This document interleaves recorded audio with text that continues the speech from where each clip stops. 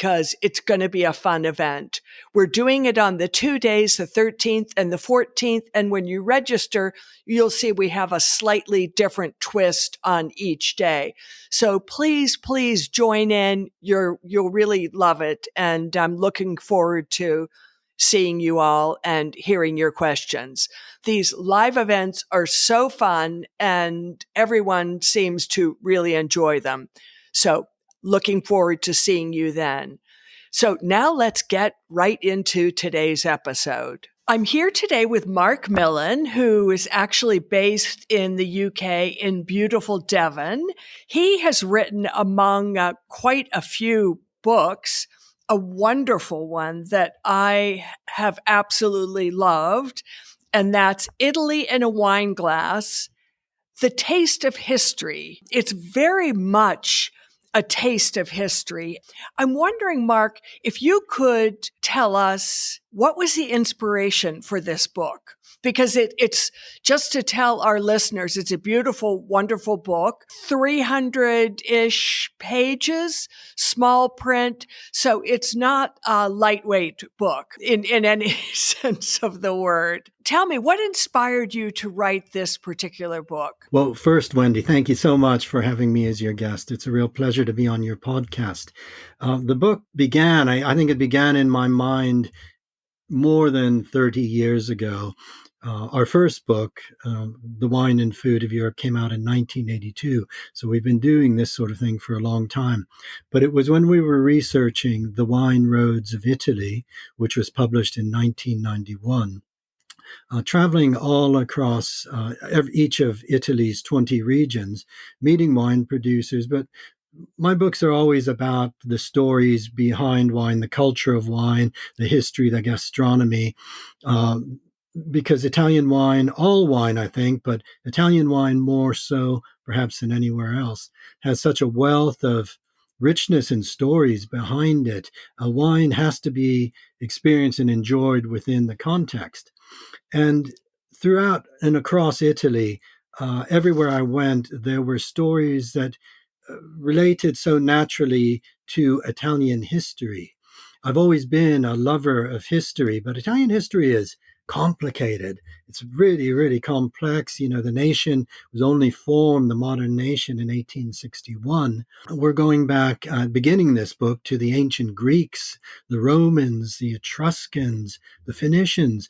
And there are wines that are still being produced today that have direct links to ancient times, but not just to ancient times, but across the ages with Christianity, with the Via Francigena, for example, with monasteries, monastic wines still being made today, to Dante Alighieri, for example, who was exiled from Florence and eventually stayed in Verona as a guest of the Della Scala family.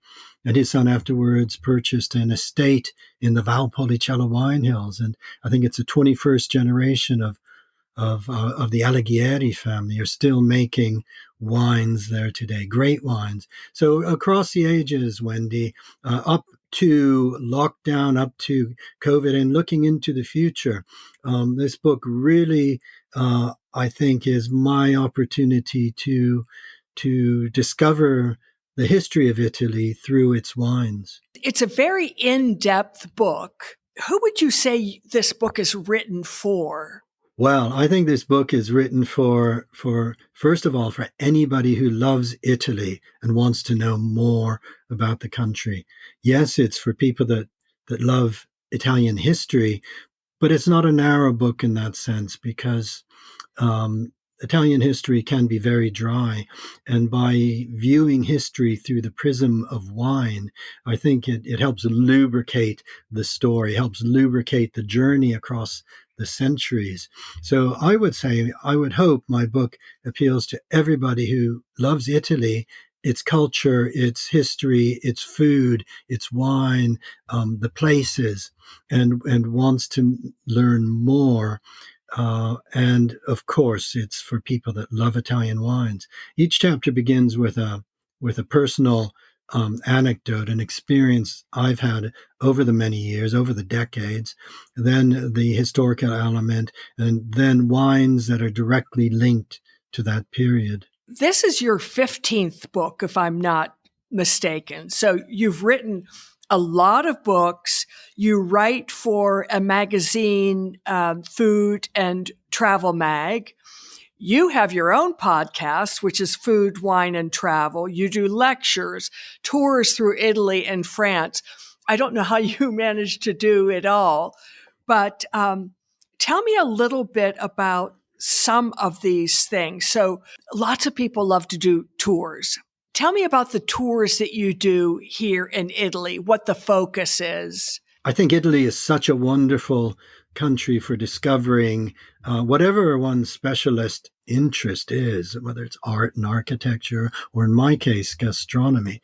So I have helped to devise a sixth, and I'm working on a seventh gastronomic cultural tour in Italy, working with the UK's leading cultural tour specialist, which is Martin Randall Travel.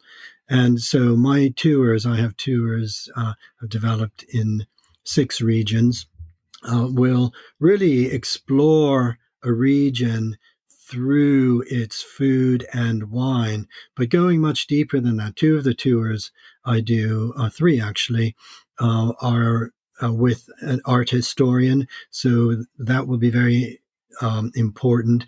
In Sicily, we'll be visiting archaeology sites as well as olive oil farms and wineries and pasticcerie. So it's they're not gourmet tours, Wendy. I'm not that interested in tours, food tours that just go from one fabulous Michelin star restaurant to the next fabulous dining experience.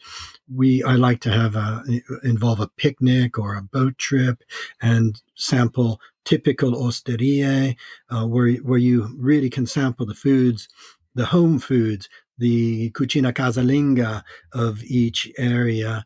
But also, if we're in an area and there happens to be a magnificent 2 or 3 star Michelin restaurant that is part of that story too, then we have happy memories of such places and go to them as well. So it's a more I say it's gastronomic culture rather than gourmet.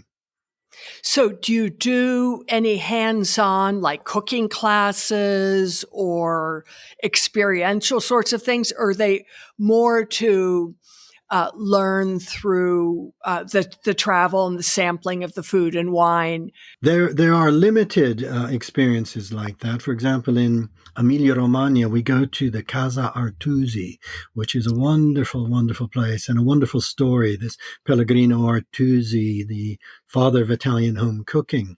And so this center dedicated to home cooking. And we do a pasta making demonstration there. People can either watch a Marietta. Marietta was Pellegrino Artusi's cook, and it was Marietta who actually tested all the recipes in that groundbreaking cookbook published in 1890. And the women of the town of Forlimpopoli in Romagna volunteer to be Mariette, and they come into the center and help teach the traditional foods of Emilia-Romagna, but particularly, Wendy, the making of the sfoglia, the hand rolling of the pasta, just with eggs and flour and nothing else.